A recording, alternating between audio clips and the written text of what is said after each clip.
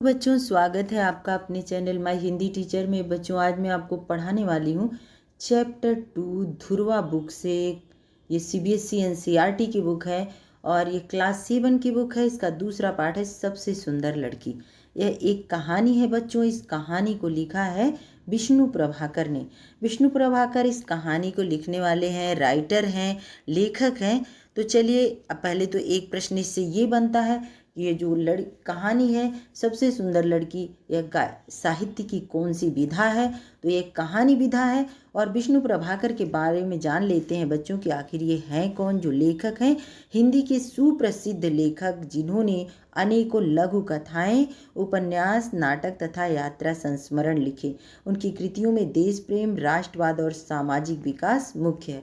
सबसे ज़्यादा बच्चों, आप जो भी चैप्टर पढ़ते हैं आपको इतनी जानकारी रखनी होगी कि इस चैप्टर को लिखा किसने है। अभी तो आप छोटी क्लास में हैं, लेकिन जैसे ही आप बड़ी क्लास में जाएंगे तो कहानी आपको याद होगी। अगर राइटर याद नहीं होंगे तो इसका फ़ायदा नहीं होगा। इसलिए आप जब भी कौन लेखक है, किन्होंने लिखा है इस कविता को, कहानी को, नाटक को, आपको याद रखना होगा। और पढ़ते पढ़ते अगर साथ में जैसे आपको याद हो गया कि सबसे सुंदर लड़की कहानी को लिखा है विष्णु प्रभाकर ने, तो बस आपको इतना ही सा छोटा सा याद करना है और आपको आगे चल के बहुत काम आने वाला है। और ये बच्चों, सबसे सुंदर लड़की कहानी, लड़की जो है ये एक कहानी है। इसका सारांश आपको बता देती हूँ कि इस चैप्टर में हम लोग पढ़ने वाले क्या हैं। सुंदर लड़की कहानी का सारांश यह है कि बाहरी सुंदरता की बजाय आंतरिक सुंदरता और अच्छाई पर जोर दिया गया है इस पाठ में। कहानी में एक कलाकार के बेटे हर्ष और उसकी दोस्त मंजरी के बारे में है। मंजरी अपनी खूबसूरती के लिए जानी जाती है, लेकिन कहानी का सार यानी सारांश यह है कि सच्ची सुंदरता बाहरी रंग रूप में नहीं बल्कि व्यक्ति के दिल की अच्छाई में होती है। इस कहानी में एक कलाकार है, उसकी बेटी भी है, जो समुद्र किनारे एक गांव में रहते हैं। यह कलाकार अपने हाथों से तरह तरह की सुंदर कृतियां बनाता है और उन्हें शहर में बेचता है। मंजरी बहुत प्यारी और मासूम बच्ची है जो अपने दोस्त हर्ष के साथ खेलती है और आनंद लेती है। अब चलिए बच्चों, इस कहानी को मैं पूरा बता दूंगी तो आपको इंटरेस्ट नहीं आएगा। कहानी का जो सीनरी दिख रही है कहानी की, वो देखने में बहुत अच्छी लग रही है। चलिए हम लोग पढ़ते हैं इस कहानी को। तो मैं शुरू करती हूँ बच्चों। पढ़ने से पहले आपसे इतना ज़रूर कहूँगी, आप लोग अपनी पेंसिल को निकाल लीजिए। जहाँ भी कठिन शब्द होगा उसको अंडरलाइन कीजिएगा। जहाँ जो शब्द होंगे मुझे बताने लायक, जहाँ कठिन लगेगा उसको मैं बताती चलूँगी। शब्दार्थ भी आपको बता दूंगी। इसका प्रश्नोत्तर फुल चैप्टर शुरू से लेकर आखिर तक बने रहिएगा बच्चों। इसको स्किप मत कीजिएगा ताकि आपका पूरे चैप्टर एक ही दिन में कंप्लीट हो जाएगा, बल्कि मैं कहूँगी 1 घंटे के अंदर में। समुद्र के किनारे एक गांव था। कहानी शुरू होती है, समुद्र के किनारे एक गांव था। यहाँ से देखिए, उसमें एक कलाकार रहता था। वह दिन भर समुद्र की लहरों से खेलता रहता। वह दिन भर क्या करता था बच्चों? समुद्र की लहरों से खेलता रहता, कॉमा लगा है, जाल डालता और सीपियाँ बटोरता। सीपी तो आप सब समझते हैं ना, समुद्र में सीप होती है, तो सीपियों को बटोरता रहता। रंग बिरंगी कौड़ियाँ, नाना रूप के सुंदर सुंदर शंख, कौड़ियाँ यानी जो उसमें आपने देखा होगा सफ़ेद कौड़ी बहुत सारी देखी होगी, और छोटे छोटे उसमें समुद्र में छोटे छोटे कौड़ियाँ दिखाई देते हैं। तो रंग बिरंगी यानी अनेकों रंग की वो कौड़ियाँ दिखती हैं। नाना यानी होता है अनेक, मतलब विभिन्न प्रकार के, विभिन्न रूप के सुंदर सुंदर शंख। हमने तो सफ़ेद शंख देखा है, थोड़ा सा हल्का सा ब्राउनिश शंख देखा है, लेकिन उसमें यह जो लेखक लिख रहे हैं इस कहानी में सुंदर सुंदर शंख अनेकों प्रकार के। देखिए यहाँ पर एक ही शब्द 2 बार आया है बच्चों, सुंदर सुंदर। तो यहाँ पर हो जाएगा पुनरुक्त शब्द युग्म। आपको मैंने पहले भी बताया है, पुनरुक्त यानी एक ही शब्द दोबारा कहा हुआ, पुनरुक्त शब्द युग्म। युग्म मतलब होता है जोड़ा। 2 शब्दों का जो जोड़ा होता है उसको कहते हैं पुनरुक्त शब्द युग्म। शंख आपने देखा होगा, शंख बजाई जाती है, पूजा में यूज होती है। पूजा के लिए बहुत ही अच्छा वाद्य, शुभ वाद्य माना जाता है शंख को। वाद्य यानी बाजा। चित्र विचित्र पत्थर, चित्र विचित्र मतलब कुछ जाने पत्थर, कुछ अनजाने पत्थर, एक से एक अलग अलग प्रकार के जो पत्थर थे, न जाने क्या क्या समुद्र जाल में भर देता। जब समुद्र की लहरें आती तो क्या क्या समुद्र जाल में भर देती। देखिए समुद्र जाल, यहाँ पर डैश लगा हुआ है बीच में, समुद्र के बीच में देखिए समुद्र और जाल के बीच में यह योजक चिन्ह लगा हुआ है, तो इसका मतलब है समुद्र के जाल में। यहाँ पर इसका मतलब है का की के, तो के जाल में भर देता। उनसे वह तरह तरह के खिलौने, तरह तरह की मालाएं तैयार करते और पास के बड़े नगर में बेच आते। मैंने भी देखा है बच्चों, समुद्र के किनारे बहुत विचित्र अलग अलग तरह के छोटे छोटे टेढ़े मेढ़े डिजाइन की जो कौड़ियाँ होती हैं, जो छोटी छोटी शंख होती हैं, उनकी बहुत सारी मालाएं बना करके मार्केट में बेची जाती हैं और अच्छे दामों में बिकती हैं। उसका एक बेटा था, नाम था उसका हर्ष। उसके बेटे का क्या नाम था? जो कलाकार था उसके बेटे का क्या नाम था? देखिए यहाँ पर उसमें एक कलाकार रहता था। वह दिन भर समुद्र की लहरों से खेलता रहता, जाल डालता, सीपियाँ बटोरता, रंग बिरंगी कौड़ियाँ, नाना रूप के सुंदर सुंदर शंख, विचित्र विचित्र विचित्र पत्थर, न जाने क्या क्या समुद्र जाल में भर देता।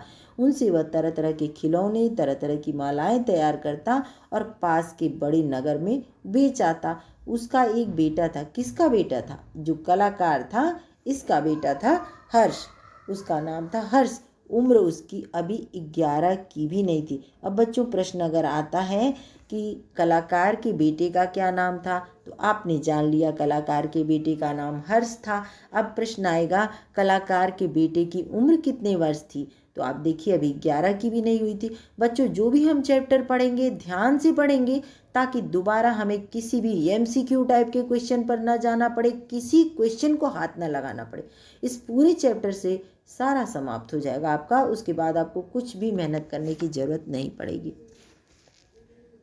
समुद्र की लहरों में ऐसे घुस जाता, उसका जो बेटा था हर्ष, वह समुद्र की लहरों में ऐसे घुस जाता जैसे तालाब में बत्तख तालाब में तैरती रहती है खुशी खुशी, तो वैसे ही वह समुद्र में तैरता था।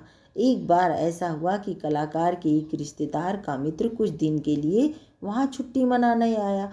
उसके साथ उसकी बेटी मंजरी भी थी। जो कलाकार था उसके मित्र की बेटी मंजरी भी थी, रिश्तेदार की बेटी मंजरी भी थी। होगी कोई 9-10 वर्ष की। लड़का था 11 वर्ष से कम और लड़की थी कितने साल की? 9 से 10 वर्ष की।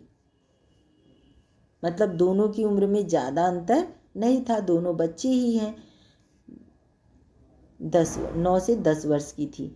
अब याद रखिएगा बच्चों, लड़के की उम्र है 11 वर्ष से कम और लड़की की उम्र है 9 से 10 वर्ष।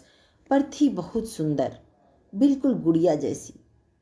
हर्ष बड़े गर्व के साथ उसका हाथ पकड़कर उसे लहरों के पास ले जाता। गर्व यानी शान से, यानी उसको अच्छे से ले जाता, क्योंकि गर्व से घमंड से उसको बहुत ही विश्वास था। पूरे विश्वास के साथ उसको लेकर के जाता, क्योंकि वह लहरों में तैरने का आदी था। कैसे कहा है कवि ने कि तालाब में जैसे बत्तख उसमें आसानी से तैरती है, नहीं डरती है पानी से, वैसे हर्ष के लिए समुद्र था। वह पकड़कर लहरों के पास ले जाता। एक दिन मंजरी ने चिल्लाकर कहा, तुम्हें डर नहीं लगता? कौन डरता है? मंजरी डरती है, छोटी बच्ची है, वह डरती है। तुम्हें डर नहीं लगता? हर्ष ने जवाब दिया, डर क्यों लगेगा, लहरें तो हमारे साथ खेलने आती हैं। और तभी एक बहुत बड़ी लहर दौड़ती हुई हर्ष की ओर आई, जैसे उसे निगल जाएगी। मंजरी चीख उठी, पर हर्ष तो उछल कर लहर पर सवार हो गया और किनारे पर आ गया। मतलब वो लहरों में खेलने का, लहरों में तैरने का आदी था, उसे किसी चीज़ का डर नहीं लगता था। मंजरी डरती थी, पर मन ही मन यह भी चाहती थी कि वह भी समुद्र की लहरों पर तैर सके। उसे यह तब और भी जरूरी लगता था जब वह वहाँ की दूसरी लड़कियों को ऐसा करते देखती, विशेषकर कनक को। कनक जो वहाँ पर एक बच्ची है कनक, उसको जब देखती थी मंजरी, जो हर्ष के साथ हाथ में हाथ डालकर तूफानी लहरों से पर दूर निकल जाती थी। देखिए यहाँ पर जो बच्चा है हर्ष, उसके साथ मंजरी क्या करती है कि उसके साथ खेलती है, और जब उसको ले जाना चाहता है हर्ष, वह नहीं जाती है डर के मारे। तो वह कनक को देखकर, उसका भी, कनक एक बच्ची है, कनक को देखकर जो कनक हर्ष के साथ लहरों में आसानी से घूमने खेलने चली जाती है तैरने, उसको देख करके मंजरी का भी मन करता है कि मैं भी अगर ऐसा कर पाती तो अच्छा होता। तो हर्ष के हाथ में हाथ डालकर तूफानी लहरों पर दूर निकल जाती थी। कौन? कनक। वह बेचारी थी बड़ी गरीब। पिता एक दिन नाव लेकर गए तो लौटे ही नहीं। माँ मछलियाँ पकड़कर किसी तरह 2 बच्चों को पालती थी। कनक छोटे छोटे शंखों की मालाएं बनाकर बेचती। देखिए यहाँ पर कनक के जो पिता थे, पिता तो एक दिन गायब हो गए, नाव लेकर गए तो लौटे ही नहीं कनक के पिता। वह बेचारी बड़ी गरीब थी। कनक के बारे में है, माँ मछलियाँ पकड़कर किसी तरह 2 बच्चों को पालती थी। कनक की माँ। कनक छोटे छोटे शंखों, देखिए यहाँ पर एक ही शब्द 2 बार आए, छोटे छोटे शंखों की मालाएं बनाकर बेचती। मंजरी को वह लड़का जरा भी नहीं भाता। हर्ष के साथ उसकी दोस्ती तो उसे कतई पसंद नहीं था।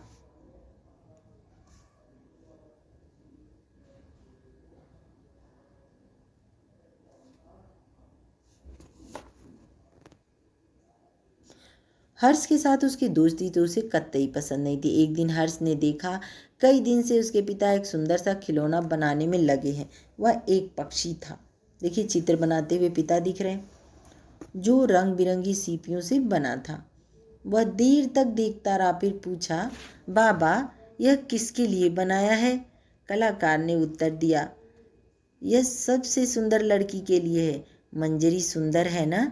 2 दिन बाद उसका जन्मदिन है। उस दिन तुम इस पक्षी को उसे भेंट में देना।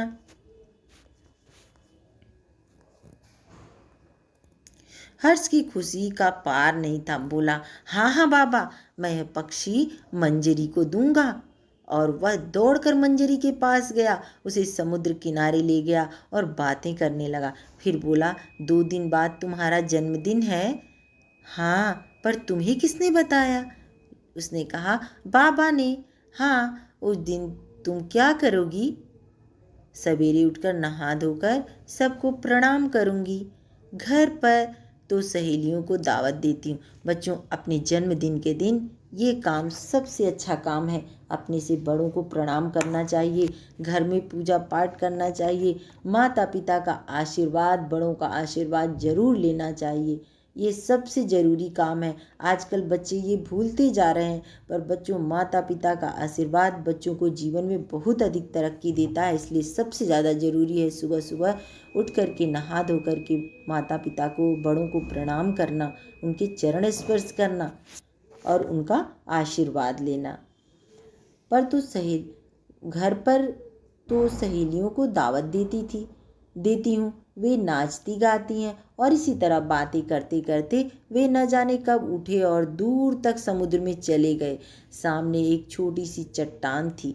सामने हर्ष ने कहा, आओ छोटी चट्टान तक चलें। मंजरी काफ़ी निडर हो चली थी, बोली, चलो। तभी हर्ष ने देखा कनक बड़ी चट्टान पर बैठी है। कनक ने चिल्लाकर कहा, हर्ष यहाँ आ जाओ। हर्ष ने जवाब दिया, मंजरी वहाँ नहीं आ सकती, तुम ही इधर आ जाओ। अब मंजरी ने भी कनक को देखा। उसे ईर्ष्या हुई। किसको ईर्ष्या हुई? मंजरी को। मंजरी को कनक से ईर्ष्या होने लगी कि इतनी ऊंचाई पर ये कैसे बैठ गई। ईर्ष्या मतलब होता है बच्चों जलन, चिढ़। वह वहाँ क्यों नहीं जा सकती? उसने सोचा, मंजरी जब कनक वहाँ जा सकती है तो मैं क्यों नहीं जा सकती हूँ? वह वहाँ क्यों नहीं जा सकती? यह किसने कहा? मंजरी ने कहा कि जहाँ कनक बैठी है मैं वहाँ क्यों नहीं जा सकती? वह क्या उससे कमज़ोर है? अब ये बात किसने कहा? ये बात भी मंजरी ने कहा कि क्या वह उससे कमज़ोर है। वह यह सोच रही थी, उसे एक सुंदर शंख दिखाई दिया। जब तक ये वो सोच रही थी कि क्या वह उससे कमज़ोर है, वह यह सोच ही रही थी कि उसे एक बहुत सुंदर शंख दिखाई दिया। मंजरी अनजाने ही उस ओर बढ़ी। तभी एक बड़ी लहर ने उसके पैर उखाड़ दिए और वह बड़ी चट्टान की दिशा में लुढ़क गई। उसके मुंह में खारा पानी भर गया। उसे होश नहीं रहा। यह सब आनन फानन में हो गया। बच्चों, आपको पता होगा कि समुद्र का जल खारा होता है, तो खारा पानी नमकीन होता है। खारा पानी उसके मुंह में भर गया और उसे होश भी नहीं रहा। यह सब आनन फानन में हो गया। जब आदमी डूबता है तो जानबूझ के तो डूबता नहीं है, अचानक ही डूबता है। आनन फानन मतलब अचानक। यहाँ देखिए, आनन फानन यानी अचानक हो गया। हर्ष ने देखा और चिल्लाता हुआ वह उधर बढ़ा। देखिए चिल्लाता हुआ उधर बढ़ा वह, पर तभी एक और लहर आई और उसने उसे मंजरी से दूर कर दिया। किसने? लहर ने। लहर ने हर्ष को मंजरी से दूर कर दिया। अब निश्चित था मंजरी बड़ी चट्टान से टकरा जाएगी, परंतु उसी क्षण कनक उस क्रुद्ध लहर और मंजरी के बीच कूद पड़ी। देखिए क्रुद्ध यानी जो जिस लहर ने का मंजरी को उठा करके उससे अलग किया था, फेंका था, चट्टान के पास टकराना था उसे, उसको कनक ने बचा लिया। लहर और मंजरी के बीच कूद पड़ी और उसने उसे बचा लिया और उसे हाथों में थाम लिया। किसे? कनक, मंजरी को कनक ने हाथों में थाम लिया। थामा यानी पकड़ लिया। देखिए ये देखिए चित्र दिख रहे हैं।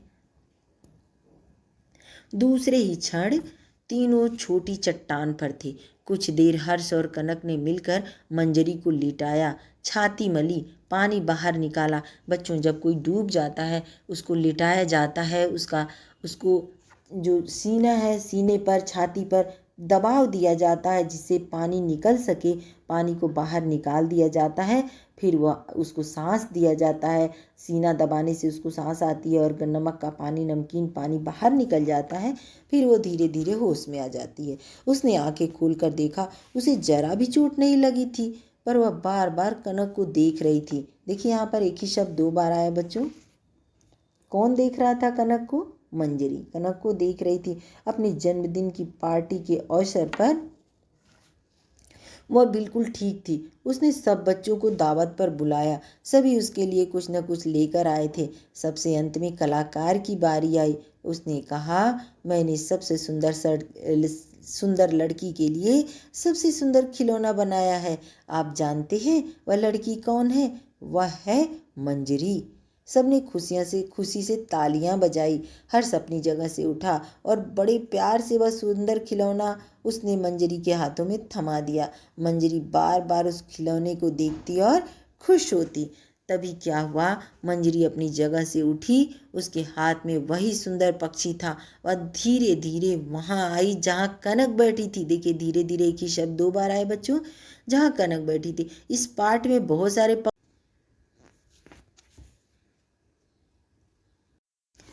तभी क्या हुआ, मंजरी अपनी जगह से उठी। उसके हाथ में वही सुंदर पक्षी था। वह धीरे धीरे, यहाँ पर देखिए, वह धीरे धीरे वहां आई जहां कनक बैठी थी। उसने बड़े स्नेह भरे स्वर में, स्नेह भरे यानी प्यार भरे, यहाँ बच्चों देखिए योजक चिन्ह का प्रयोग हुआ है। यह जो धीरे धीरे है, धीरे धीरे वहां आई, ये योजक चिन्ह जो है बच्चों, इसको याद रखेंगे। ये भी पंक्चुएशन का एक पार्ट है। देखिए यहाँ पर जो डबल इन्वर्टेड कॉमा है इसको उद्धरण चिन्ह कहते हैं। तो धीरे धीरे वहां आई जहां कनक बैठी थी। उसने बड़े स्नेह भरे या यहाँ पर डैश लगा है, स्नेह भरे मतलब स्नेह से भरे। यहाँ पर कारक चिन्ह का प्रयोग होगा लेकिन उसको डैश के माध्यम से बताया गया है।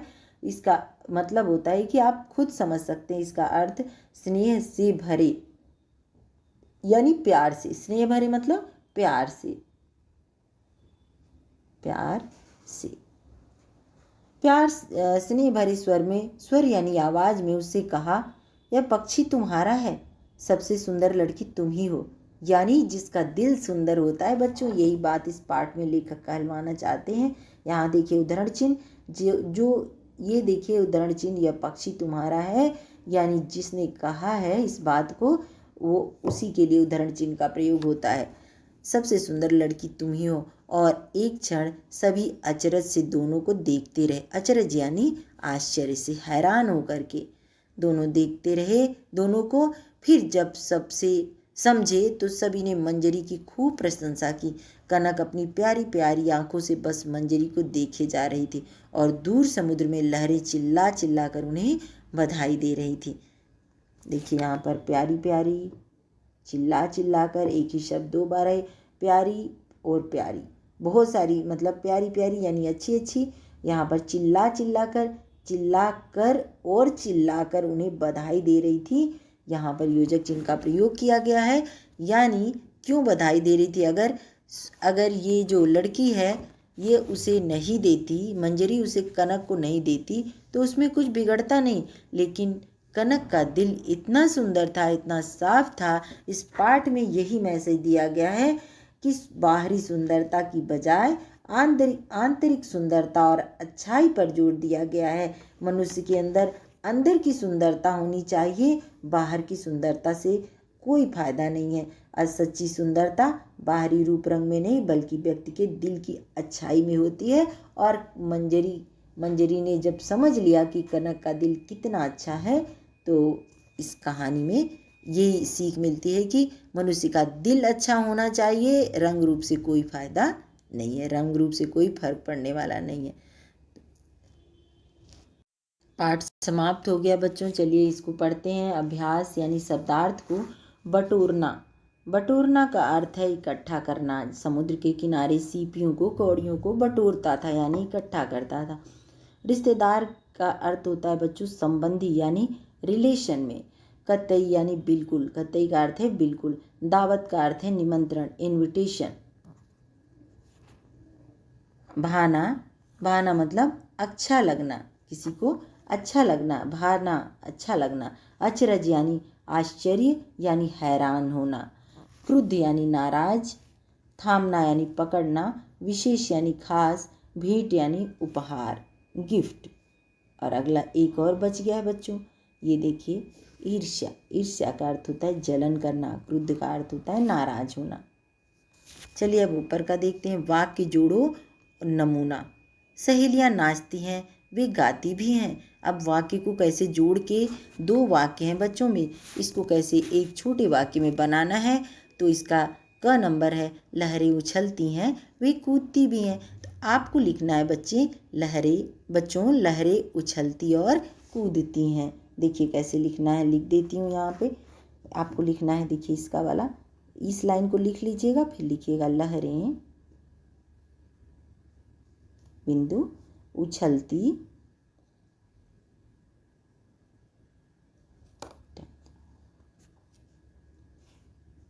लहरें उछलती और एक एक को लिख के मिटाती जाऊंगी, और कूदती हैं। और अगर आपने नहीं लगाया बच्चों तो उछलती के बाद डैश लगाकर इसको छोड़ दीजिएगा, कूदती हैं। वाक्य जोड़ने के लिए इसका मतलब होता है और, इस योजक चिन्ह का मतलब है और। अब समझ में आपको आ गया होगा। अगला बताती हूँ। वे सब बच्चे हंसते हैं, वे खेलते भी हैं। देखिए सब बच्चे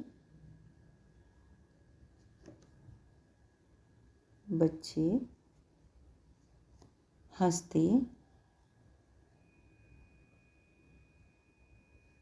योजक चिन्ह खेलते हैं।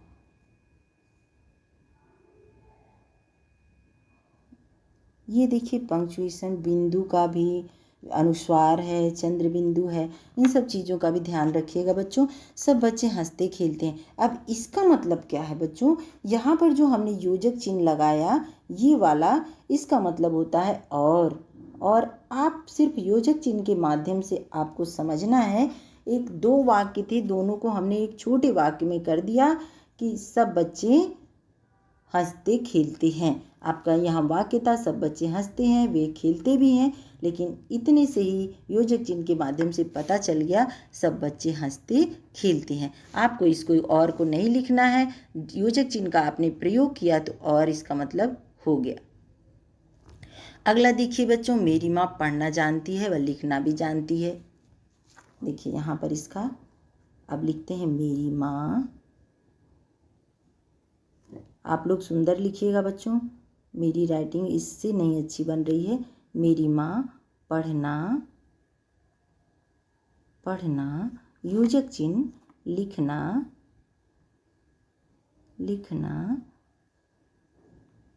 जानती हैं।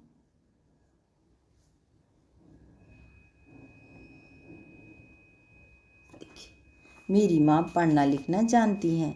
तो देखिए यहाँ पर वाक्य कंप्लीट हो गया। चलिए अगला देखते हैं बच्चों, कहानी से। हर्ष और कनक छोटे होने पर भी समुद्र की लहरों में कैसे तैर सकते हैं? बता देती हूँ बच्चों इन प्रश्नों के उत्तर।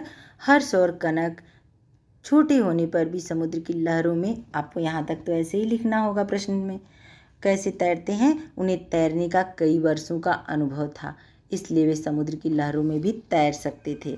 बच्चों आपको ज़्यादा कुछ नहीं करना है। हर्ष और कनक यहाँ से लिखना है। हर्ष और कनक छोटे होने पर भी समुद्र की लहरों में अनुभव के कारण, एक्सपीरियंस होता है, अनुभव के कारण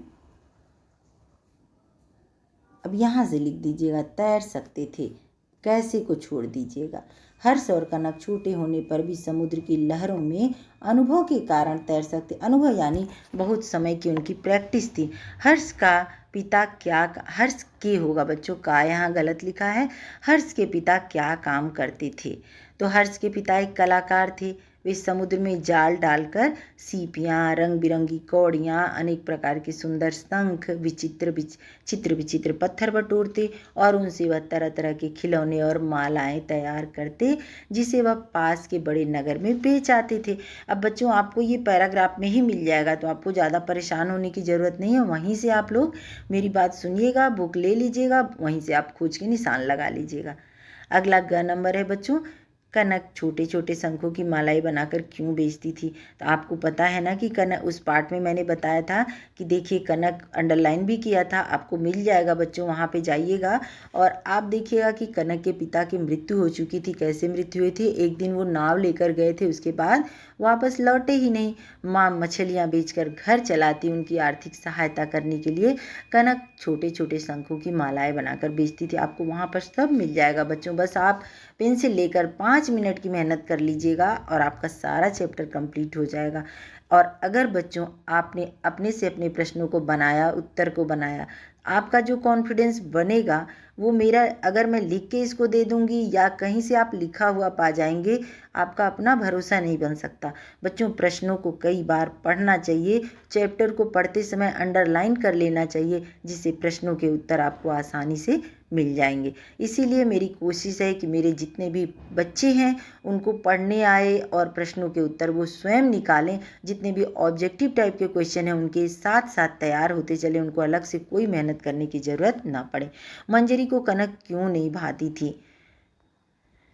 तो मंजरी को कनक एक अच्छी तैराक थी। वह हर्ष के साथ हाथ में हाथ डालकर तूफानी लहरों पर निकल जाती थी। ऐसा देखना मंजरी को अच्छा नहीं लगता, इसलिए उसे कनक नहीं भाती थी। ये तो आपको पता है, वहाँ भी मैंने अंडरलाइन कराया था कि कनक एक अच्छी तैराक थी। वह हर्ष के साथ हाथ में हाथ डालकर तूफानी लहरों पर निकल जाती थी, जिसे देखकर कनक को, मंजरी को अच्छा नहीं लगता था। अगला प्रश्न है बच्चों, अंगा नंबर है, मंजरी ने कनक को अपना खिलौना क्यों दे दिया? क्योंकि जो कनक है उसका दिल बहुत ही अच्छा था। मंजरी ने कनक को अपना खिलौना इसलिए दिया क्योंकि उसने मंजरी को समुद्र की लहरों से बचाया था, डूबने से बचाया था। मंजरी की नज़रों में वह सबसे सुंदर लड़की थी, क्योंकि इस कहानी का मूल उद्देश्य ही यही है बच्चों कि रंग रूप जो सुंदरता होती है वह बाहरी सुंदरता से नहीं, मनुष्य की आंतरिक सुंदरता होना बहुत ज़रूरी है। अगला देखते हैं बच्चों, खाली स्थान भरे। दूध जैसा क्या होता है बच्चों? जैसे गुड़िया है, गुड़िया जैसी सुंदर, तो दूध जैसा, एक बार यहाँ से ऊपर करके दिखा देती हूँ। दूध जैसा, सॉरी बच्चों, दूध जैसा सफ़ेद, एक एक को लिख दूंगी बच्चों, मिटा दूंगी। सफ़ेद। हाथी जैसा मोटा, हाथी के, अब इसको मिटा देती हूँ। हाथी जैसा मोटा, हाथी जैसा मोटा। रात जैसा अंधेरा, अंधेरा, चंद्र बिंदु देंगे यहाँ पर, अंधेरा। अगला है बच्चों, रुई जैसा, तो रुई जैसा तो मुलायम होता है। ये देखिए यहाँ पे लिख देती हूँ, मुँह, छोटा ऊ, मुँह, ला य म। और जिन बच्चों को पढ़ने में परेशानी होती है बच्चों, उन लोगों से इतना ज़रूर कहूँगी, हर दिन आप 2 पेज राइटिंग ज़रूर लिखें हिंदी की। 2 पेज राइटिंग आप लिखें और पढ़ के समझ के लिखेंगे तो सब समझ में आ जाएगा। चीनी जैसा मीठा, ये फिल इन द ब्लैंक समाप्त हो गया बच्चों आपका। देखिए यहाँ पर देखते हैं बच्चों कनक कौन कैसा। 4 नंबर, नीचे लिखे कुछ शब्द लिखे हैं, उन्हें उचित खाने में लिखो। ये देखिए, दयालु, डरपोक, साहसी, सुंदर। दयालु कौन है? डरपोक, साहसी, सुंदर, अमीर, गरीब, समझदार, लालची, ईर्ष्यालु, अक्षी, मेहनती, आलसी, मूर्ख, लापरवाह, मनमौजी। अब देखिए इतने सारे वर्ड हैं बच्चों, हमें लिखना है मंजरी और कनक के बारे में कि किसकी क्या विशेषता है। तो चलिए शुरू करते हैं। कनक जो थी बच्चों वो दयालु थी, दयालु नहीं होती तो उसने बचाया नहीं होता। दयालु, कनक मिटाती जाऊंगी। और मंजरी क्या थी बच्चों? ईर्ष्यालु, ईर्ष्यालु। तो एक एक विशेषता दोनों की हो गई। अब इसको हटा देती हूँ। देख लीजिए यहाँ पर 2 शब्द हो चुके हैं हमारे, ईर्ष्यालु और दयालु। अब देखते हैं कि कनक क्या है, इसमें से गरीब है, कनक गरीब है। और मंजरी क्या है बच्चों? अमीर है। कनक गरीब, मंजरी अमीर। हमारे 4 शब्द हो चुके हैं। और कनक समझदार थी, कनक समझदार थी। गरीबी इंसान को बहुत कम उम्र में समझदार बना देती है बच्चों। और जिसके पास सब कुछ होता है वह ऐसे ही लापरवाह होता है, लापरवाह थी। अगला है कनक जो है वह मेहनती थी, कनक मेहनती थी। देखिए यहाँ पर लिखा हुआ है।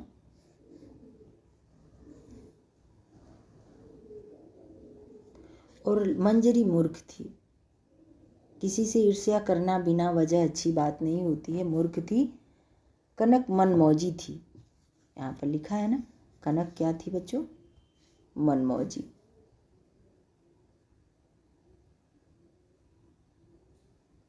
और जो मंजरी थी वह आलसी थी। आप देखिए रंग रूप तो बहुत अच्छा है, लेकिन कितनी सारी कमियां भरी हैं। अगला देखते हैं। अब एक ये है, कनक सुंदर थी, सबसे सुंदर थी।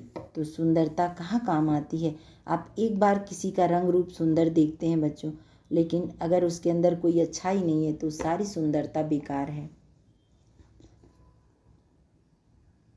ये देखिए कंप्लीट हो गया। अब चलिए देखते हैं सुंदर। मंजरी बिल्कुल गुड़िया जैसी सुंदर थी। तुम्हें सबसे सुंदर कौन लगता है, क्यों? तो आप बच्चों, सुंदरता की परिभाषा पूछा गया है, मतलब आपको कौन सुंदर लगता है, क्यों लगता है, इसको आपको बताना है। तो चलिए आप अपने हिसाब से अपने घर परिवार के बारे में, अभी आप 7th क्लास में हैं तो बता सकते हैं।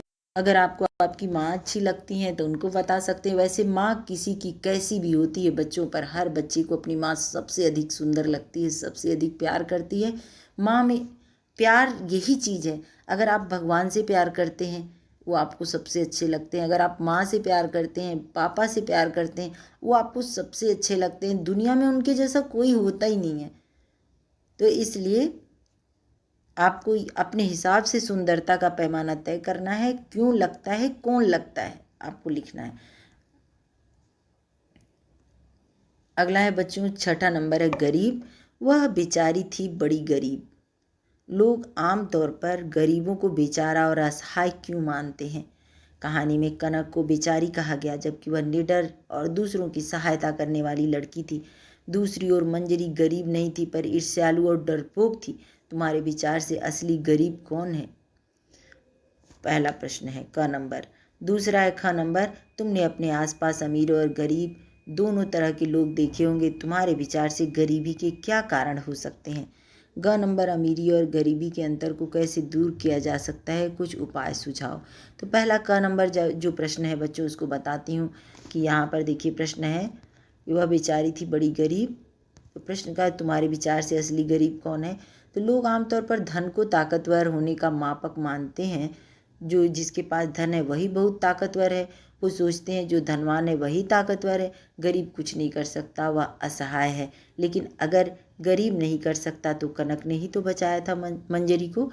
सबसे असली चीज़ है कि असहाय होने पर सच्चे अर्थ में गरीब की निशानी क्या है कि असहाय होने का पता चला, जो कि सच्चे अर्थ में गरीब की निशानी है। देखिए यहाँ पर कनक ने उसे डूबने से बचाया, लेकिन मंजरी उससे क्या करती थी?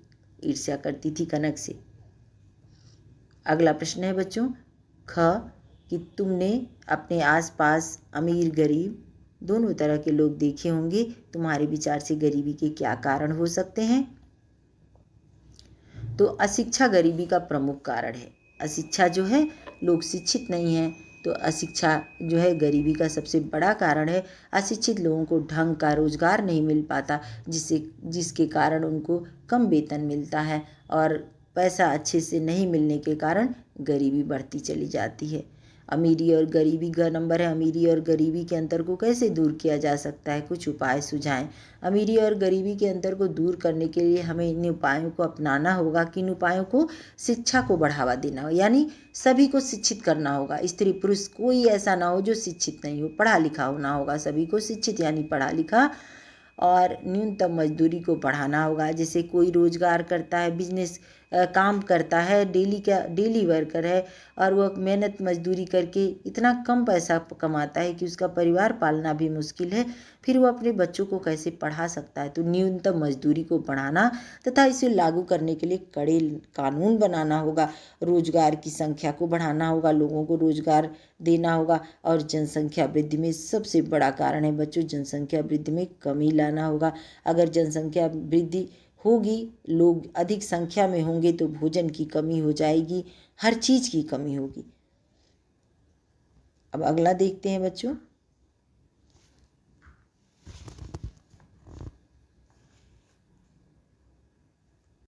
देखिए यहाँ भारत के मानचित्र को देखो। भारत 3 दिशाओं से समुद्र से घिरा है, उन तीनों दिशाओं के नाम मानचित्र में भरो। समुद्र के पास वाले राज्यों के नाम भी भरो। तो आप देखिए कि 3 दिशाओं से, पश्चिम दिशा, पूर्व दिशा, दक्षिण दिशाओं से भारत समुद्र से घिरा हुआ है। समुद्र के पास वाले राज्यों के नाम है गुजरात, गोवा, महाराष्ट्र, कर्नाटक, केरल, तमिलनाडु, आंध्र प्रदेश, उड़ीसा और पश्चिम बंगाल। ये सारे जो राज्य हैं इनसे समुद्र तट घिरा हुआ है। फिर से बता देती हूँ बच्चों इस प्रश्न का उत्तर। भारत के मानचित्र में देखो, भारत 3 दिशाओं से समुद्र से घिरा हुआ है। उन तीनों दिशाओं के नाम मानचित्र में भरो। समुद्र के पास वाले राज्य के नाम भी बताओ। तो आप मानचित्र में उन सबको भर सकते हैं। मैं आपको बता देती हूँ कि गुजरात समुद्र के पास वाले राज्यों के नाम हैं। पहले तो किन दिशाओं से है? पश्चिम दिशा, पूर्व दिशा, दक्षिण दिशा से भारत समुद्र से घिरा हुआ है। और जो ये तीनों दिशाएं हो गई, और उसके बाद समुद्र के पास वाले राज्यों के नाम है गुजरात, गोवा, महाराष्ट्र, कर्नाटक, केरल, तमिलनाडु, आंध्र प्रदेश और उड़ीसा और पश्चिम बंगाल। ये सारे जो भी राज्य हैं ये समुद्र तट में, समुद्र के पास वाले राज्य हैं। वाक्य बनाओ बच्चों। अगला है वाक्य बनाओ। उसके पिता एक सुंदर सा खिलौना बनाने में लगे हैं। इस वाक्य में सुंदर सा लगाकर वाक्य बनाया गया। तुम भी साधारण, बड़ा, छोटा, लंबा, गोल, चौकोर और त्रिकोण शब्द में सा से या सी का प्रयोग कर वाक्य बना सकते हो। कैसे बनाना है? साधारण सा यानी उसके पास एक साधारण सा कपड़ा है। बड़ा सा, मैंने एक बड़ा सा हार देखा।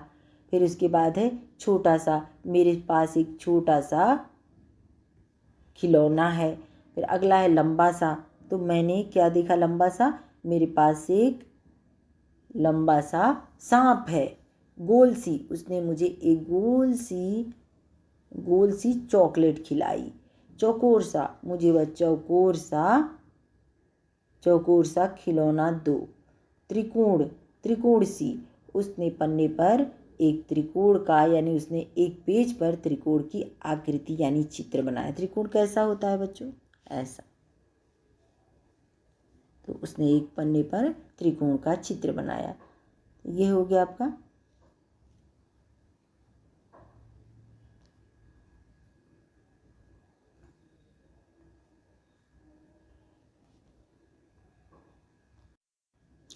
हर्ष का पिता समुद्र के किनारे रहता था। वह तरह तरह के खिलौने एवं मालाएं तैयार कर पास के बड़े नगर में बेच आता था। तुम अपने आसपास के कुछ ऐसे ही लोगों के बारे में जानकारी प्राप्त करो, वे किन किन चीज़ों से क्या क्या बनाते हैं। अपने आसपास के लोगों से भी सब पता करना चाहिए बच्चों कि वे क्या बनाते हैं और कहाँ बेचते हैं। ख नंबर है, समुद्र से सीपी, कौड़ी, शंख, पत्थर आदि प्राप्त होते हैं। पता करो उससे और क्या क्या चीज़ें प्राप्त होती हैं। जैसे नमक भी प्राप्त होता है जो मनुष्य के लिए उपयोगी है। इसकी एक सूची बनाओ। तो बहुत सारी, जैसे अब इन्होंने यही बता दिया कि कौड़ी, शंख, पत्थर, सीपी सब प्राप्त होता है।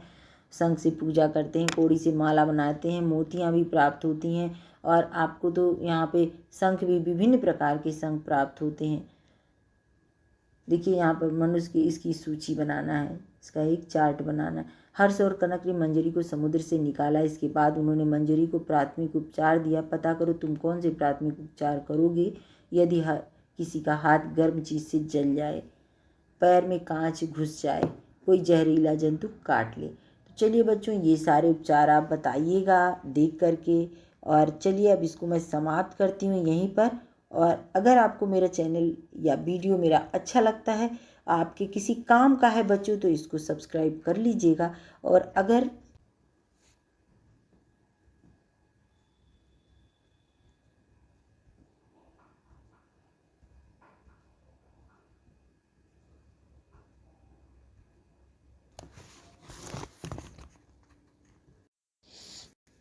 चलिए बच्चों, अगर आपको मेरा वीडियो अच्छा लगता है तो इसको सब्सक्राइब कर लीजिएगा, लाइक कीजिएगा, कमेंट कीजिएगा और शेयर कीजिएगा।